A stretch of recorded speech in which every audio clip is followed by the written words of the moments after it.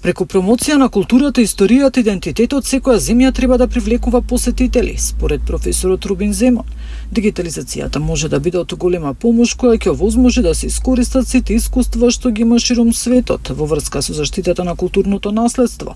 Но Охрид, како град под закрилата на УНЕСКО, се уште го нема заслуженото место. Жал, Охрид ние гледаме во последните 20-30 години на некој начин се маргинализира од тоа место што го служува град на УНЕСКО. По заштита на УНЕСКО ние имаме проблеми со екзистенцијата на градот, со загрозување на културното наследство, со идентитетот, со промоцијата, нели, со да бидеме, пошто ние да знаеме, тука бил првиот универзитет во Европа, нели, на Свети Климент, нели, не со тој факт ние да го искористиме и да го правиме тоа да биде наш понос, ние тоа го ставивме во некои си рамки што е навистина во тајност. За жал се уште има превирање и се уште не се ценат доволно идентитетите и јазиците едни на други. Според добрите познавачи, потребен е поширок регионален пристап. И да работим заедно за това да се чуват.